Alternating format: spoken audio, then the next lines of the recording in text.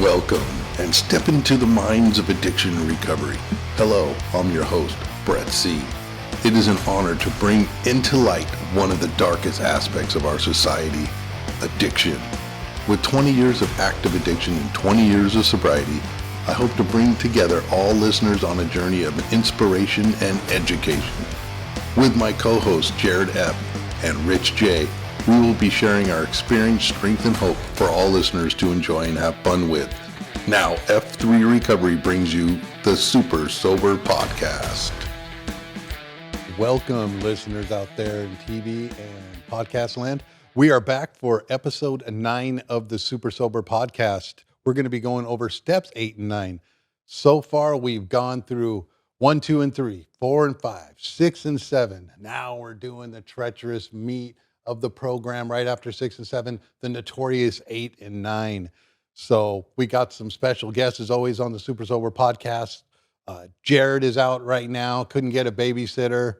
I told him to bring C-Law, but he said no, she'd be running all over the studio. And then Rich is coming up next month, graduating fourth semester of the RN nursing program. So everybody send out some prayers to him and everything to keep on keeping on. So my name is Brett C. My sobriety date is 4/21/03. I'm an RN with a BSN. I've been working in hospitals for 18 or so years. Been working in chemical dependency for 9 years, helping people assess out this unbelievable, complicated, convoluted disease. And then we'll go to our left. Good morning, everybody. My name's Pat. My sobriety date is May 1st, 2004. For years, I worked for attorneys, and now I'm retired. I retired in January 2020, but I'm still working. I found I had too much time on my hands, so I've got a couple of part-time jobs to keep busy. So that's what I'm doing. All right, and I am James S. I'm here because I have no babies, so that's why I got invited here. My sobriety date is April 9th, 2017, and I am the executive assistant and Reiki master at Sage Holistic Wellness Center in Orange Yes. County. And so deal a lot with mental health and holistic ways of healing. So Amen. all intertwines. That's right. Yeah. Met James probably, maybe a couple of years ago. And man, he was definitely one of the people, and Pat, and a lot of people I know to get on the podcast and to really open up our eyes to different holistic ways, different ways to not always just run for the medication and all that stuff. But that's another podcast for another day, maybe, huh? Of course. So there's so much we're going to go into, but we're going to delve deep right into this one in 8 and 9. So it's very controversial. So step 8 has a lot to do with forgiveness and healing, relationships with others. So we really went over 6 and 7 last time, and that was our character defects. And of course, if you don't do a good character reflect on 4 and 5, you're not going to get to your character defects. And we're talking a lot of humility and stuff. So now we're going to ask you in the steps, this is one that people just cringe at. It's like, oh my God, I got to go make amends to my mom or my dad. And it's like, well, how do I do that? My father passed away. And there's so much stuff that just brings up so many emotions that puts people into the freeze mode, into the heart of the steps with 4, 5, 6, and 7, and 8 and 9. So here we are on step 8. Can we go to that slide right there real quick? And we'll do a little bit of percentages. It says around 73% of individuals who made amends as per step 9 feel it was the most important step in their recovery. Absolutely. 27% of people who feel afraid of making amends, 27, of course they do. I think maybe that one's a little bit higher than that. And step A is making amends can help improve relationships and promote personal growth. So that's a little things on the PowerPoint, just a little bit of stuff and some numbers for people that like the numbers. And then can we go to the next slide and we'll go over step 8. And so 4 points to remember. It requires honesty, courage, and a willingness to take responsibility for our actions. We got to really take responsibility for ourselves if we're going to become new people. The importance of making amends. Making amends is a significant step in AA recovery, helping to restore relationships and repairing past harms. So this is where we go out and really start taking action and letting people know that we're in the recovery process. It's time to let people know. I know a lot of our families already know that we're doing this process, but it's time to really put it in to their face, in your face, and let them know. It's like, this is a part of the recovery process. If I don't do this, they say, then I'm never going to get to the freedom and growth that I need to get to. So go ahead and go to the next one. And then step 8 is making amends and forgiveness that we already went over. And it's step 8 is going to be made a list of all persons we had harmed and became willing to make amends to them all. So we'll go ahead and we all have our own personal stories with this process. And then we all have taken people through the steps and then helped guided them to do this. And there's so much liberation. There's so much freedom after going through this and relieving and healing of so much of our past that we've been holding on. It's time to let go. Mm.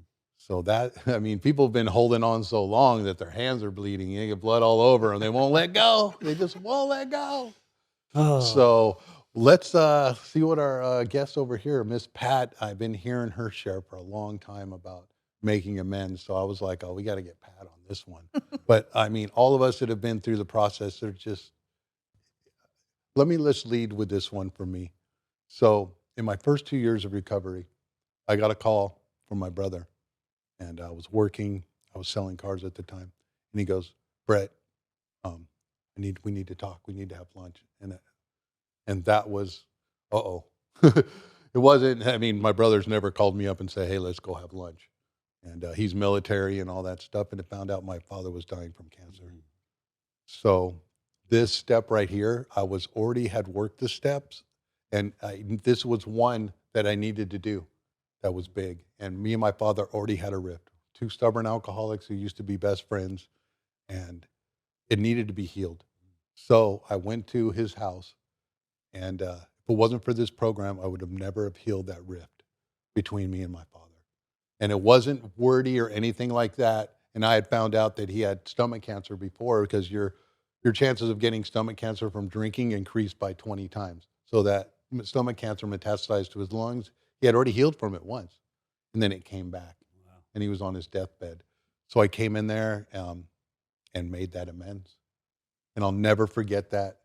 And that was like the catalyst, as it said in here, that step 8 and 9 was found out to be the most powerful step.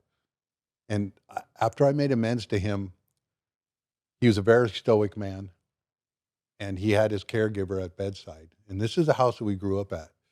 And he said, your father's not feeling well. He needs to go into the bathroom or whatever. And I'd never seen this man cry or anything before.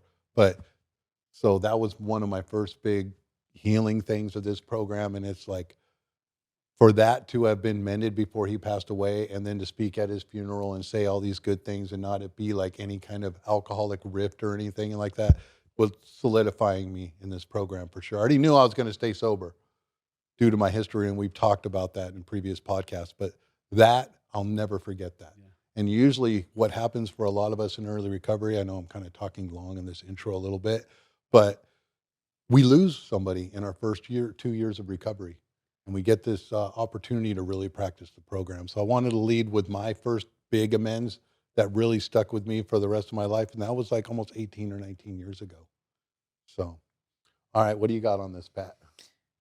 Well, I was thinking one thing when it says make a list, literally, we're talking making a list. So you have the people from your 4th step that you started out angry and resentful of. And then as we do the 4th step and we accept responsibility for how those relationships turned out, and we realize, oh, it was me. It was me. It was me. It was me. It was me.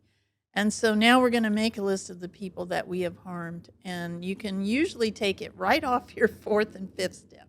All those people that you were angry at. And really what you did was you made them angry at you. So they go on your list. And I did a Joe and Charlie workshop with a woman named Charlotte for years. And Charlotte had...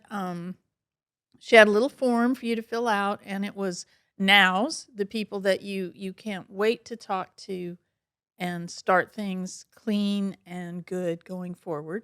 And then we have the maybe laters, the bigger ones that are Maybe. like it's like oy oy oy. And then the last is nevers. The people Mm. that you're like, because sometimes we still can't see our part. So we never want to, I don't ever want to see them again. I don't need to talk to them. I'm sure it's fine. They don't even remember me, Mm. whatever the heck. So we start that way. We just start slow like we do everything in AA, one day at a time. So we make the list and then you go to the nows and then you do the maybes and then you do the nevers because you're going to do them. You're going to see that as you make these amends, we become willing to make amends. We are going to become willing. And once you have a few of these under your belt, you Yeah. realize what is the toll it is taking on the life you are living today by holding on to all this stuff in the past.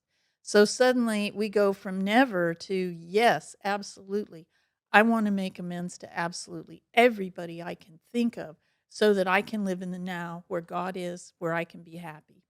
Dang, That's Pat. what I think. Okay, just laid it down right there. Yeah, definitely. What do you think, James? Um, my experience with 8 is I did it completely wrong, just like my 4th step. My 4th step, I wanted to Love it. yeah, absolutely. My 4th step, I wanted to write a whole biography about how people are hurt. I love the 4th step. Yeah. Writing resentments, I was like, let's get it on. I Yeah. was all about writing about how people hurt me. So I wrote this Oh. biography about how each person hurt me and harmed Mhm. me, and wasn't even aware of the 5th column. And my sponsor, who was this beautiful Christian woman, looked at me and goes, "What the fuck is this?" and had me redo my 4th step. Oh. And then when it got to the 8th step, I really wanted to write letters and just own certain things that I'd done, like Mhm. directly. So I wrote a bunch of letters and owned very specific things. And my sponsor once again looked at me and said, "What the fuck is this?" So I'm gonna try to watch my mouth, but that was her response. And she said, "You're not gonna write letters. You are absolutely gonna go see as many people as possible." And Right. my whole stomach turned. And her thing was, you're not gonna go there and own specific things. And again, we talked about Mhm. this a little bit before the podcast. Yeah. Everyone kind of does it differently. She said, "You're not gonna own specific things. You're gonna go there. You're gonna apologize for your behavior, own that it was sick behavior and that you're trying Mhm. to learn from it, and then you're gonna shut your mouth and actually find out what you did." And for me, that was the Ooh. game changer because we think we did certain things. Uh-huh. We can recall certain things. We can take ownership for certain things. But the stuff that came out of people's mouth, it blew Mm. me away. Because, I mean, a lot of it I wasn't aware of.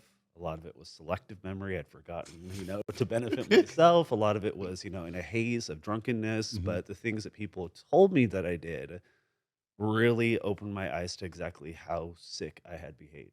And it was a game changer. And my amends did not go well. And I'm so thankful it didn't. I was living in Orange County at the time, and I did most of my damage in Long Beach. So it was taking the bus from Orange County to Long Beach and meeting people and sitting down and saying I apologize for my behavior. I'm here to make it right. And people, usually their response was, "That's awesome that you're sober because you should probably never drink again." I got a lot of, I thought you were already dead. Mm. And I got a lot of, "Thank you for doing this. It must have taken a lot of courage. Please never contact me again." But it, Oh. it gave me my dignity back. And that was something that I had never had even before I started drinking, was dignity. So this step absolutely changed everything.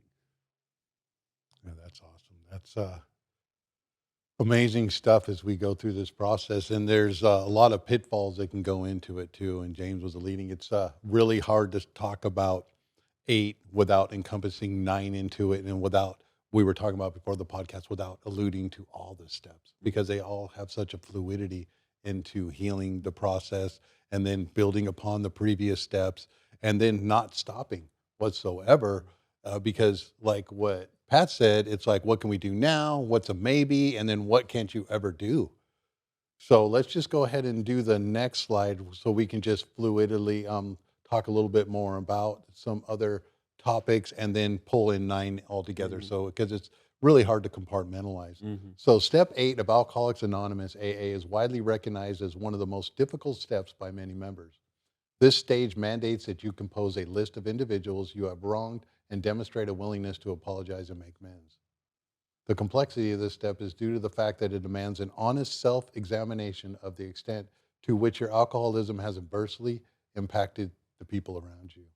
Those struggling with alcoholism may exhibit behavior that they would never consider if they were not under the influence of alcohol. The fundamental objective of Alcoholics Anonymous Step 8 is to confront the actions your alcohol addiction has encouraged and take personal responsibility for the harm you may have caused to others. And that's what we're talking about here. So go to the next one there, Solomon. I guess we're going to slam through the slides pretty quick here today. AA step 9 is making amends and forgiveness. Of course, we've been talking a lot about. Step 9, made amends to such people whenever possible, except when to do so would injure them or others. So now that we got the full picture of it, because we're already going into that process of what we did. So there's a lot of pitfalls to this too, and it's all in our literature. It's our sponsors that we go to. They've taken them through the process. They've did a lot of the learning curve and everything and what to do. For me personally, a lot of this stuff was the living amends. Mm. So I remember my second sponsor, he's like, oh, okay, Brett, I want you to do this list of all the people you had harmed and all the places you had stolen from and all that stuff. The list just went on and on and on.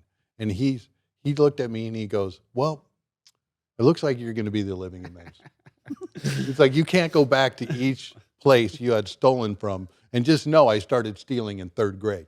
You know, just came natural. So I have to be the living amends. And then God had jokes later and he's all, you know what? Why don't you become a nurse?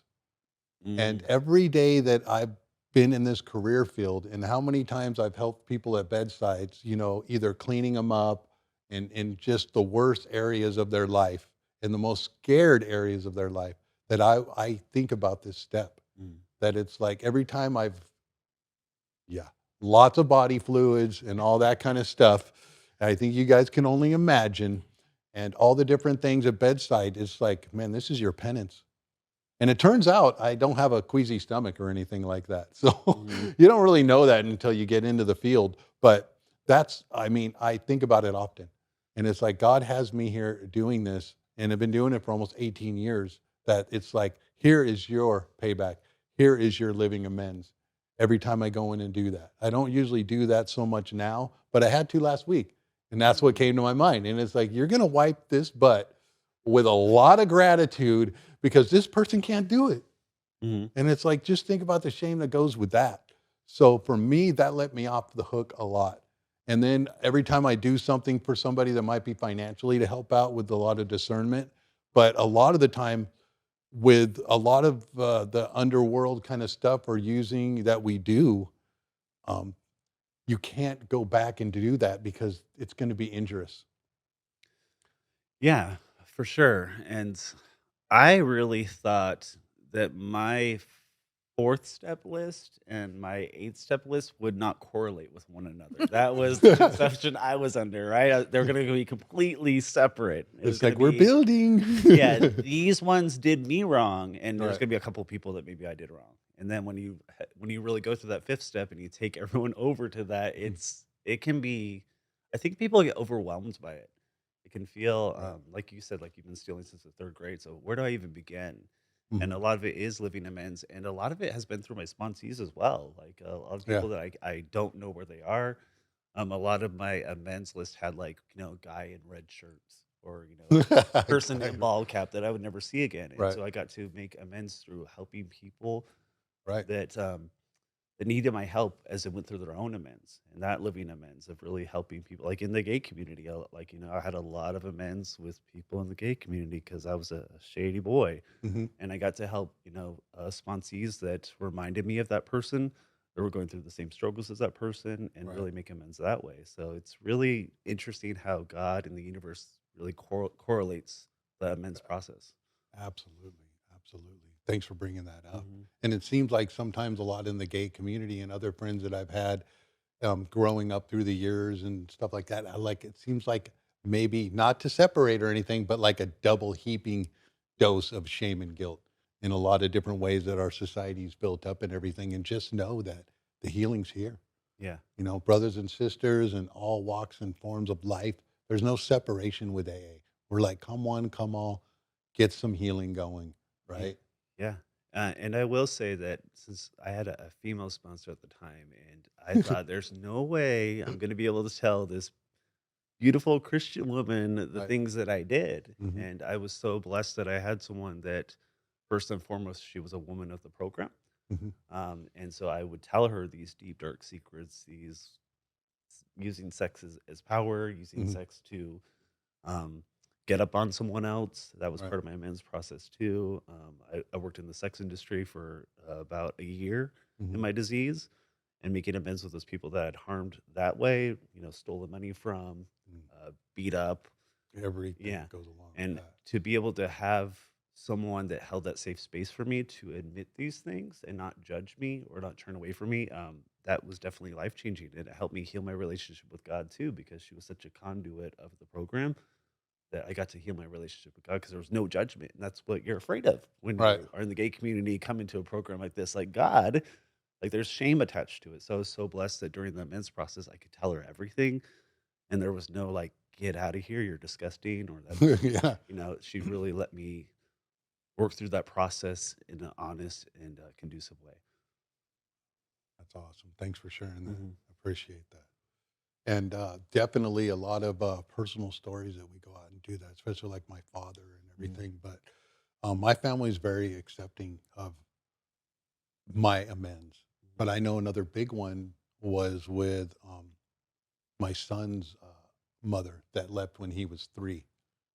And it was not hard for me because I've never really, I know I've never been a victim.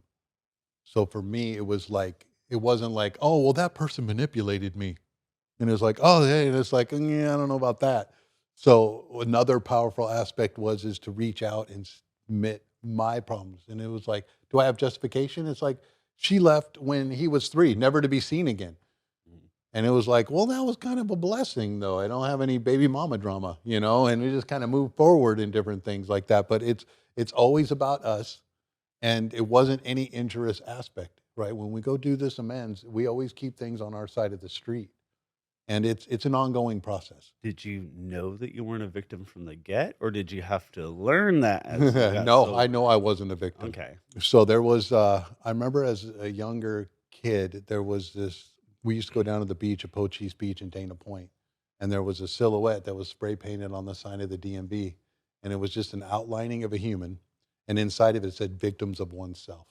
And I Mm. was like, oh, yeah, Well, I think yeah. that that's an important aspect, though, is really truly learning you're not a victim. Like I thought I was an absolute victim, and I had some hard evidence to back that up. I mean, Pat, I don't know what your experience was, but so that was awesome. You knew you weren't a victim. I had to go through this whole mind shift that Mhm. what the fuck? It's all actually my fault. I did this to myself. No one did this to me. So I don't know, Pat, your experience, but that took a minute. And like we talked about earlier, like getting through those character defects, I really realized I had no personality in my alcoholism. I just was a lump of character defects. And to get to do the amends, I had to realize I wasn't a victim. Pat, I don't know if you had to go through the whole like victimization process of realizing like, oh shit, this is all me or not. But I definitely that took a hard minute. Well, for me, what's tricky is stuff that happens to you as a little kid, Mm. and Oh. my dad, I don't know what he was thinking. And my mom never helped me. Mm, And mm, so when it came to this amends part, my first thought was I saw things I had done to my parents that I shouldn't have done. Mhm. So my first step was I made amends for those things. And then I told my sponsor, I'm going to have to do a second round of this and talk about what really happened. Mhm. And so it was really cool. She said, "Well, Pat, I'm not a counselor. I'm not a therapist. So we're going to have to get some mm, professional help." So a woman that I had seen for therapy did. I was now living in New York, and she did some sessions with me over the telephone, Mhm. and we composed a letter. The three of us composed a letter. And then I flew to where my parents lived, and I read the letter. I did use letters Mm. as kind of a script because, it can be a little nerve-wracking talking to these people.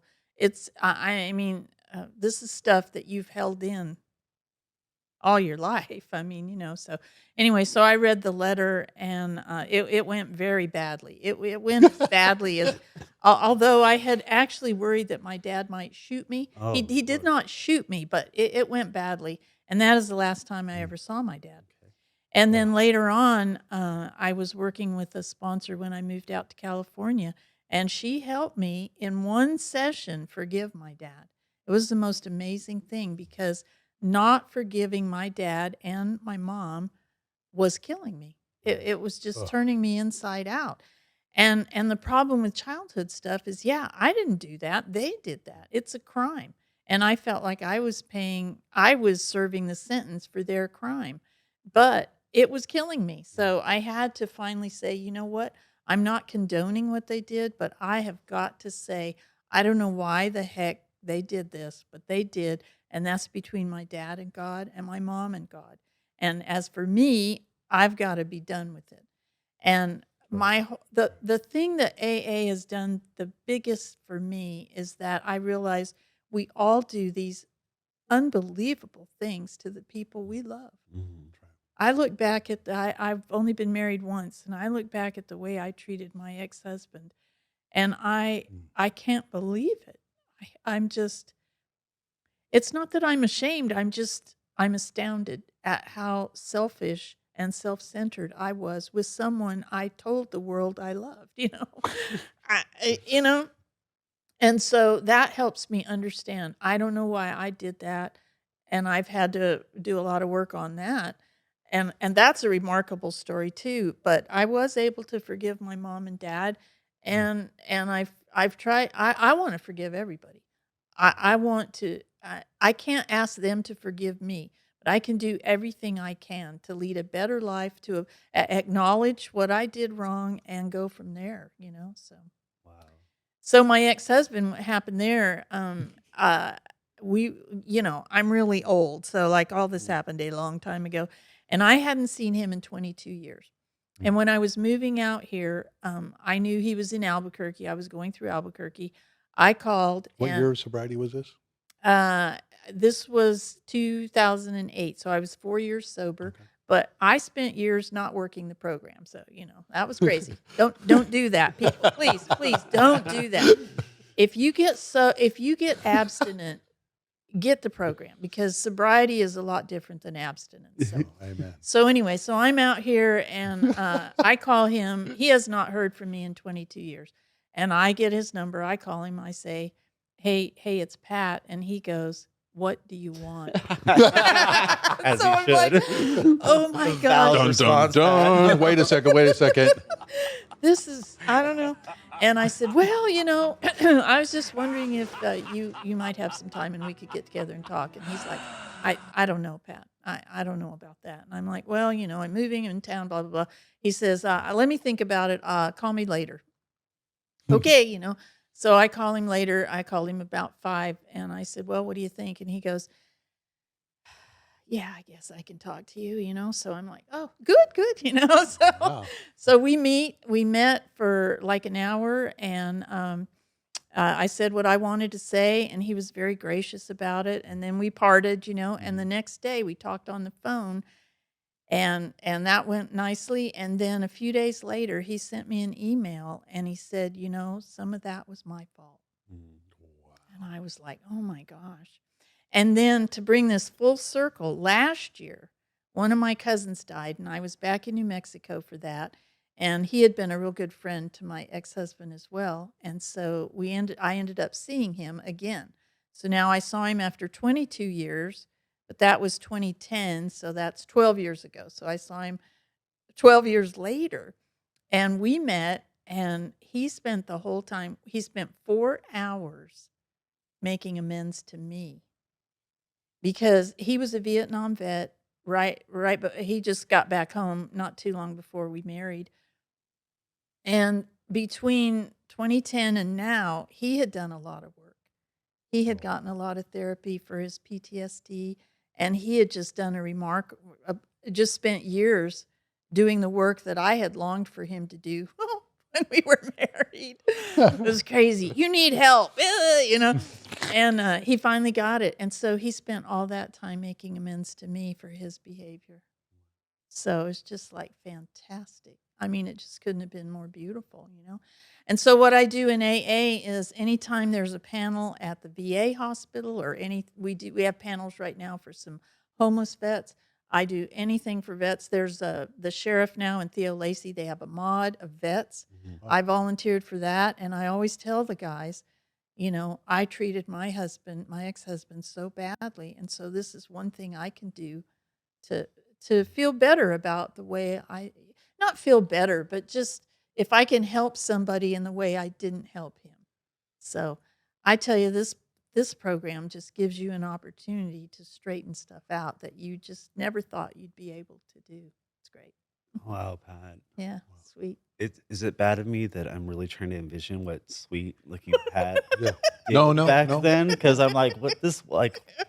I'm trying to, who is not old by any means, Yeah. but I'm trying to envision what you did. Can I Oh, just tell my daddy story real quick since we're sharing Absolutely. daddy stories? Yes. Just yeah. because Please do. I relate so much to when you don't know how to heal those childhood traumas that you had no responsibility for, Mhm, mhm. that really sculpt a lot of your behavior in the future. I grew up in this disease. My parents are still in their disease. So that was a really hard thing for me to Absolutely. do 4 and 5 and then amends because I'm like thinking like, do I have any amends to make with them? But they're still sick. And it's a very gray area to be in. But God in this universe will always work it out if you stay the Mhm. course.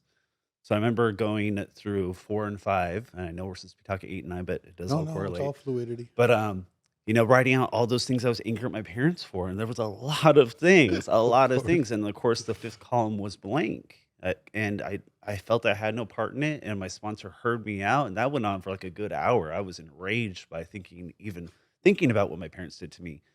And when we got to my column, she said, I'm glad that you left that blank because you were a child and that shouldn't have happened to you. And I was like, score, like Yeah. awesome. Like finally I got one over on her. And she goes, Yeah. but, and I was like, damn it. She goes, but you weaponized that. You Mhm. took all those things that happened to Yes. you and you weaponized it as an adult. And you went from being a victim to a victimizer. And Yep. that really blew my mind. Because you were talking earlier about like realizing I wasn't a victim. Like I had all these horrible things that happened to me. I was Yes. beaten and abandoned and hurt in all these ways. But I weaponized that into Yep. my 30s. I'm an adult now. Like I had Yeah. to grow up. So when it came time for This is amends, how you treat the victimies. Yeah. yeah. So like, and you're now the one wielding the sword. Yep. And when it came time for Wow. amends, I didn't feel that it was appropriate to address my parents. I didn't feel that I owed them an amends. I thought it was toxic. But this is how tricky the universe is. I had just started going to the gym when I was about 9 months sober, and I had really like jacked up my legs. I was, of course, alcoholic about that treadmill, and I Of course. really Of jacked it course. up. And I was going to work, and at the last minute, my boss called and said, "Hey, like you're going to be working solo tonight." I was working at a restaurant. And I said, "Katie, I don't know about that. Like, I'm really in a lot of pain." She's like, "Well, then, I'm going to have someone else work, go home." And the reason I bring that up is because it correlated perfectly with me coming home. I hadn't seen my father in like a good 15 years at this point. Wow. And I go to cross the street and I could feel my father. I hadn't seen him in all the years, but I could feel him. I knew he was nearby, like that weird, like God Like the intuition. force right there, man. I'm The picturing force, for Darth sure. Like, Vader. Here definitely comes Darth Luke. Vader stuff going on here. And I go to cross the street and I hear, Jimmy. And I was like, oh shit, no Only one calls one me. calls me Yeah, Jimmy. only one calls me Jimmy, and that's Jim, right? So I go to run across the street because my old instincts kick in, Oh but my my God. leg's injured, Fight, and so flight. I can't run. So I'm like hobbling down the street. And mind you, I'm in my amends process. Wow. And so my father, who I hadn't seen all these years, gets out of the car. And I remember him as this angry, violent, drunk man. He gets out of the car. And for the first time I could see him clearly, he was another sick alcoholic. And he was a Wow. broken man. And I wasn't afraid of him. And he got out of the car. And my father had never apologized for anything that had happened in my life. And he got out of the car and Wow. he just started crying. I'd never seen this man show emotion like this, just like you're both bringing up like the other side of it, seeing emotion from people that we thought were the monsters. and he's crying, and he said, "I want to let you know that I never admitted to all those things you said I did because I can't remember it. I was so fucking high, I can't remember any of your childhood." And he talked to me for a good 10 minutes, and he was crying the whole time. He asked if he could hug me. And mind you, like Pat, like I would feel venom coming through my veins when I thought about my parents, like just Oh, venom. But it all released. And I hugged him and he cried. And I told him I loved him and I meant it. And wow. I walked away. And the minute I walked away, my leg stopped hurting. You know, the universe had done all this to Dun, set up dun, this dun. reverse amends. And it was life changing. And I really believe that God Mm. orchestrated that because I was in the middle of making amends. My sponsor said, "You're going to go and sew up all the holes you tore in the universe." That was her description of amends. And since I Wow. was doing that, God gifted me with this moment where this pain of mine got to get healed. And it just was such a beautiful moment. So I bring that up for anyone that is Hmm. going to approach their amends, that have things like all three of us, where it's like, how do I fix this? This is mostly their fault. God will find a way to help you fix this if you stay the course. Amen. Thanks for sharing that, both of you Wonderful. guys. I know that so many of us, I mean, we could bring anybody onto the podcast and we all have our personal things. That's why we stay with what we're doing. That's why you got a story like that was probably never going to be a healed moment. And what happens? Hmm. It's just staying in the ever loving present moment of unpredictability for that to happen. And of course, we can get super deep into things and how the body works and how cortisol is being released and the fight, flight, or freeze sympathetic nervous system, which F3 recovery stands for, turning fight, flight, and freeze into free form and flowing. Mm. We see James walking across, hobbling. What a powerful vision of what's going on. And he can't run as well. Just think if he wasn't hobbled before that, I would have he been would have been out of there. on and cracking because You would have James missed it. looks like Yeah. he's got hell of a stride and he was already working out on the treadmill and it just kicked in, but he couldn't go that far.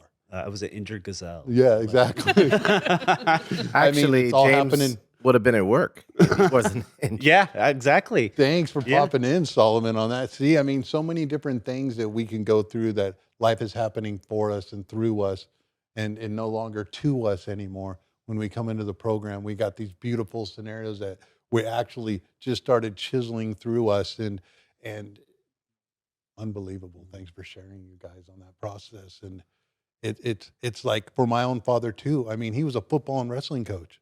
He didn't have the capacity really to come through and show that emotion of that area when I made that amends. Yeah. And that's why he went through there. And he was loving and everything, but he wasn't someone that said that he loved me in different things. And that, got passed to me too. And it's taken a lot of years of the program for me to even tell my own son, I don't remember what year it was, that I love him. Mm. And we usually don't ever leave the conversation or anything like without us saying we love each other. And Yeah. that's just like, man, this program will turn you into a marshmallow. You know what I mean? Thank God. And it's like, yes, hopefully. And it's like to let those off the hook too. It's not just for us. That who knows what's stewing onto it. It's like there's a saying that you don't remember, but I'll never forget. And it's like your father didn't remember a lot of that kind of stuff, but who knows how many we can heal that process. We don't know what they're going through and what they thought about that too. And this is a really powerful part of the program that we go out and show humanity this can be done. We need to put our egos down and then all the stuff that they teach us that we need to muscle through everything. And it's like get vulnerable and just, you know what? I'm going to apologize for my side of the street. Your side of the street can remain your side of the street, but I got to clean it up because it's killing me inside. Mm. And the information's out there. It's so unbelievable what science has been proving as they scan the body and look for where the healing can be done, and so much information and collateral literature, which we will be delving down into in later podcasts and stuff. I know James has a lot of information. He turned me on to the untethered soul and stuff, which is the next level down deeper into the rabbit hole and everything. But for us to move through as sponsors, that we go through the steps with our sponsees, we have that insight of the bigger picture. just know that you're into that small, narrowed view, and the opening and widening of our hearts and our minds and who we are and everything. That's all it's a building process. And then that we know that, it can't just be done in one thing. She's talking about where it was and different times that we're able to make these amends.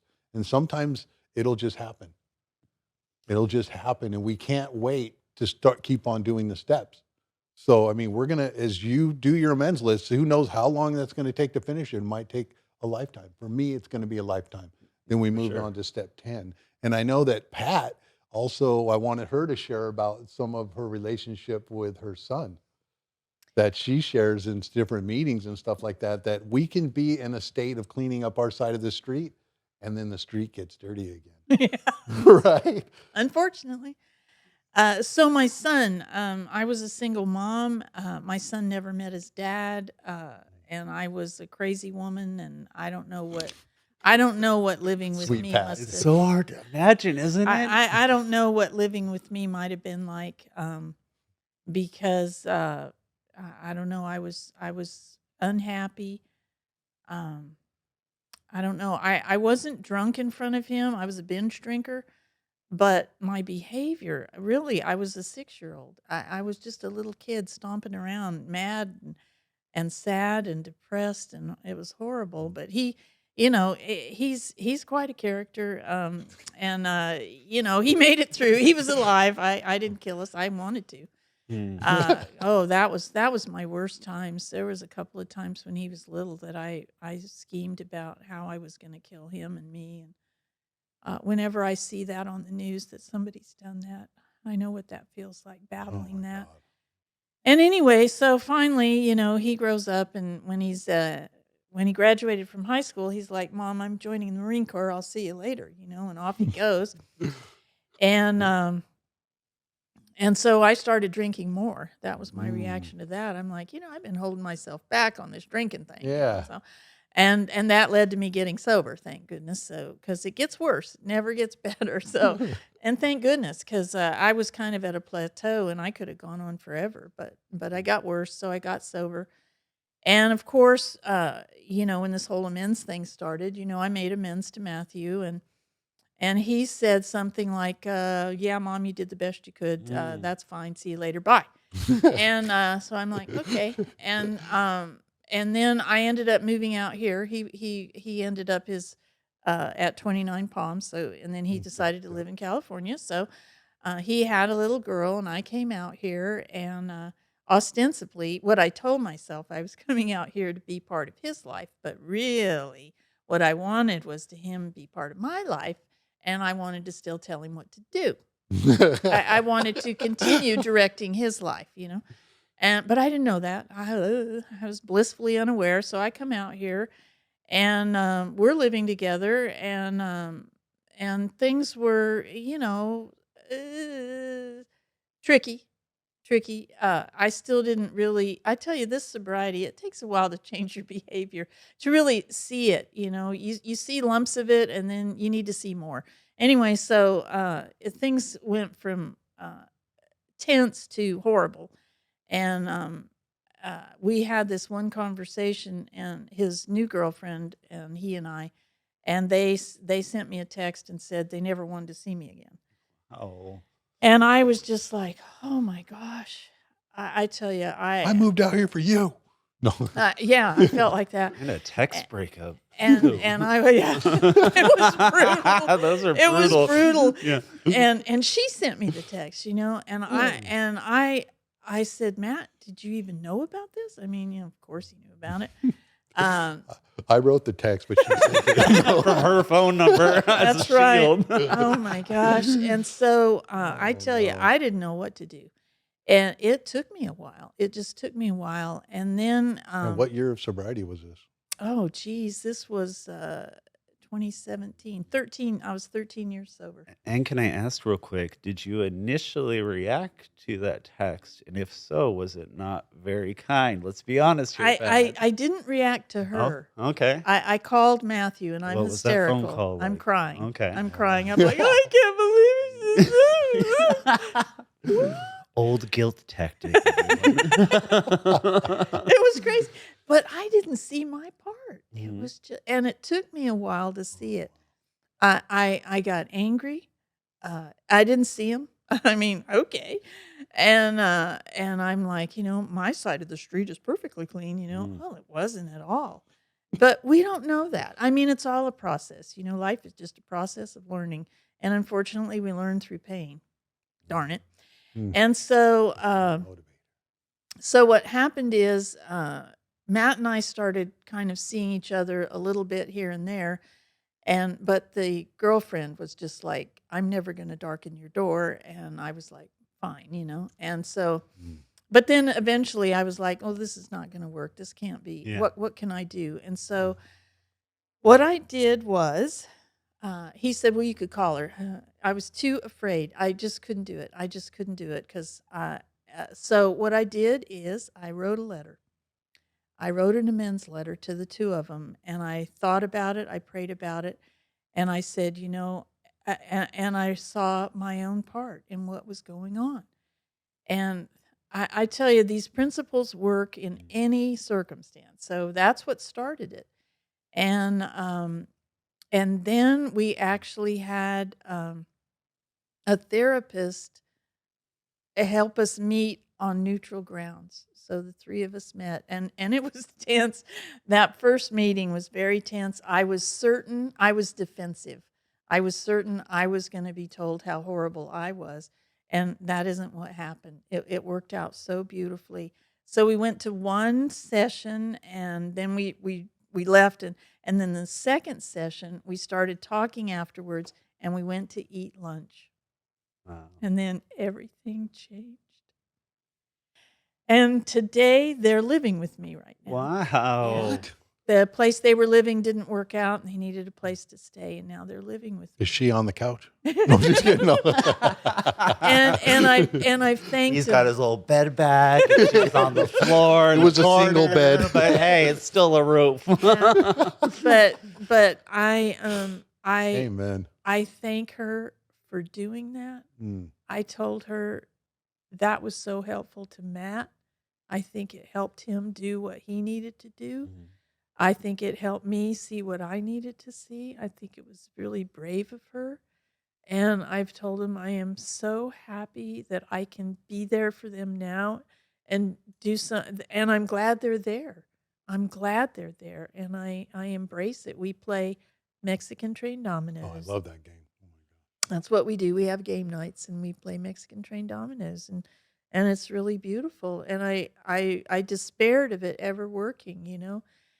And I complained about her, and I wish I hadn't done that. Hey, When Solomon, we're going to need a tissue out here, please.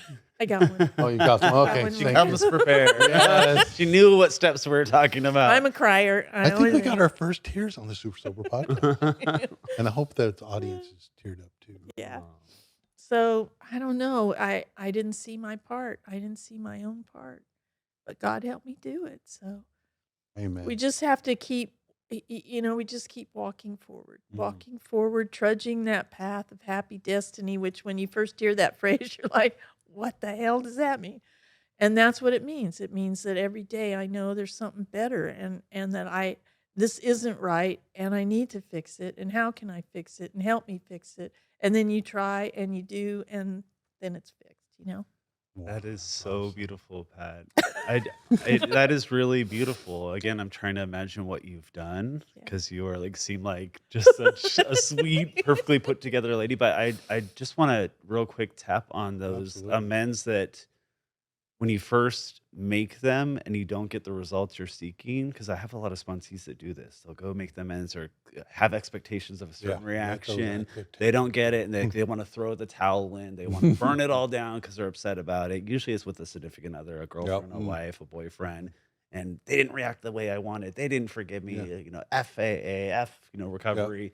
I knew it was going to be like this on Yeah. step 9. Yeah, and then they have a bottle in their mouth or a pookie in their mouth, and it's Yeah. like that's not like Pat said. We stay the course. And my grandmother My grandmother raised me the last couple years of my me being a teen, and my grandmother in my disease, I was really sick. I was being hospitalized a lot. I had 2 grand mal seizures, Mm. and my grandmother got taken down with that. My grandmother got hospitalized at the same time as me towards the end of my last run, and so my family forbid me from seeing her.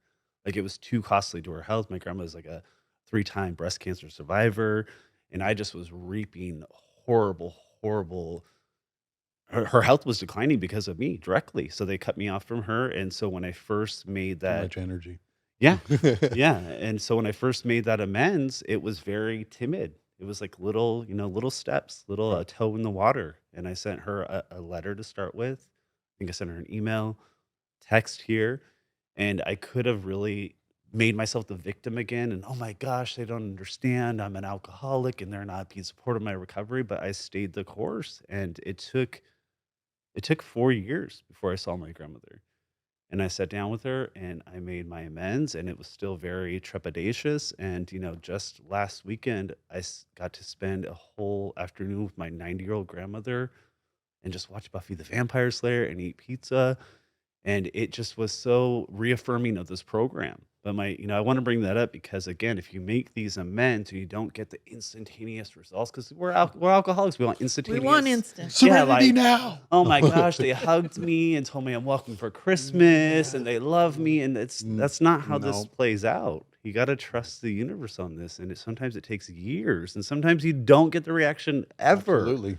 ever. You don't get the reaction you want. But again, like I get to hold my head up now. Like walking in Long Yeah. Beach, like I said, there was so much collateral damage. I live here again.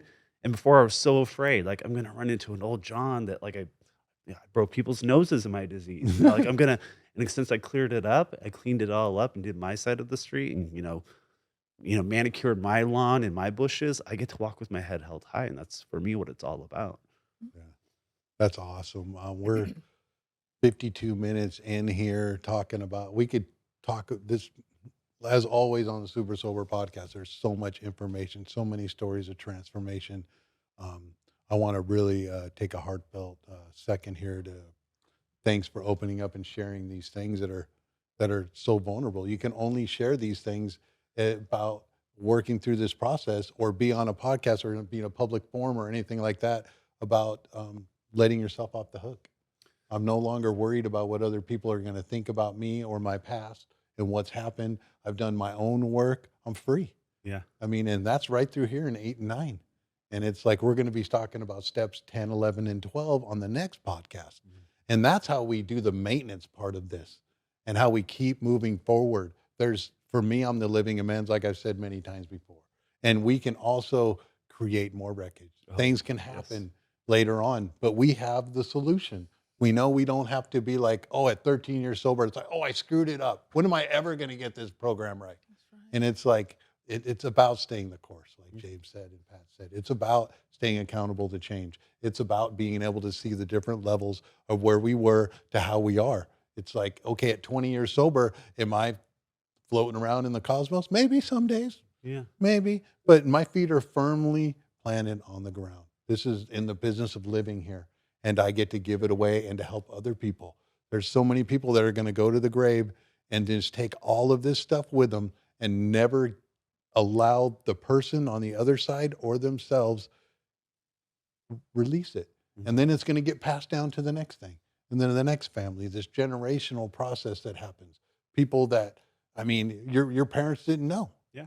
They were caught in their disease. And it's like, it says right here on this one thing that we were talking about before, but I don't even know if we have enough I time to know. get I into feel it. bad. You have all these like hard hitting questions. Well, it is what it is. It's such a vast topic. And we're talking about just moving forward here. So we're going to get back into it later. This is such a vast step in 8 and 9. So we can never get through it all. Just want to shout out to Notorious GID, who's hanging out jails, institutions, and death with Pat. We all know it's hanging out for us and our mascot of recovery. Want to give a big shout out to Solomon here at the podcast place in Long Beach. Do you have any questions or anything like that for us, Solomon, on 8 and 9? Um, not really questions. I just, I every time I hear this, I just always think how the lessons and things that the addicts go through are just so applicable in everyday life, whether it's just relationships, dealing with things you've done in the past, with people, regrets you've had, and just being able to take those same steps. And it's more like you guys said, it's more of a healing process for you, even though it does give those people closure to a certain degree, depending on how they want to accept it. But just having that closure, knowing that you've done something, regaining your dignity, and being able to move on a better person. I mean, I learned so much from this as well, just listening. But yeah, it's powerful, and it's powerful, and I just see how it applies in everyday life, and so I'm grateful for the opportunity to listen and be here and be a part of it too. Thanks, Thank Solomon. you. We appreciate you and being a part of the Super Sober podcast team here and everything like that. We got 5 minutes to go. I just don't want to miss the shout outs and everything. And that's, if you have any emails or questions for us, we do have a platform. We're on f3recovery.org. You can email us at info@supersoberpodcast.org or info@f3recovery.org. On there, there's the resources page. It's growing and keeps going. There's different treatment centers on there. There's Pat's H&I that meets over at GGAC. That's a Garden Grove Alano club that she's a big proponent of part. There's the remote tax doctor, Mike, helping out other addicts and alcoholics or anybody with their tax issues and stuff like that.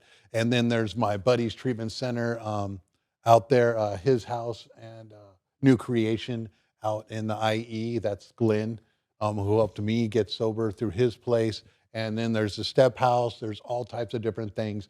We're going to probably be putting some of James's new projects out there on there with a lot of his guided meditations and healings and all the holistic things.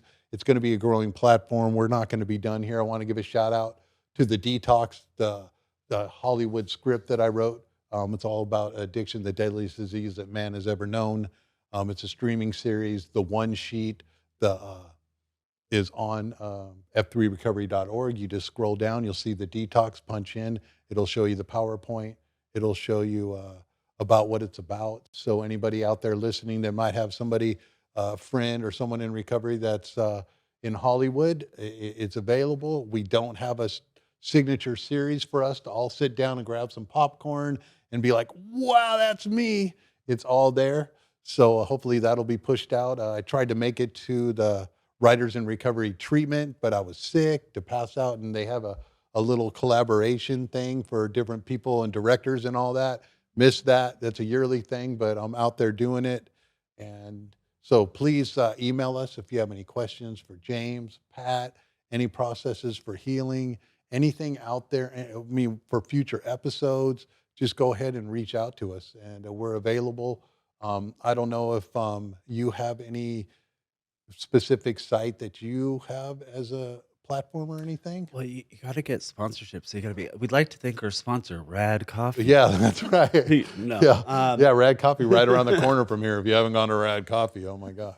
No, I mean, no, there's I just really I'm just marinating in the beauty of discussing this with you guys. So Okay. I'm sure those links that will take you directly to projects that correlate with sobriety. That's Right. probably the place to go because I'm just really blessed to go over this process with you guys. So thank you for that. Thank you. Cool. Anything you want to add, Pat, before we roll out? There is just one thing I wanted to add Yes. as far as Pat's Corner. as far as my parents.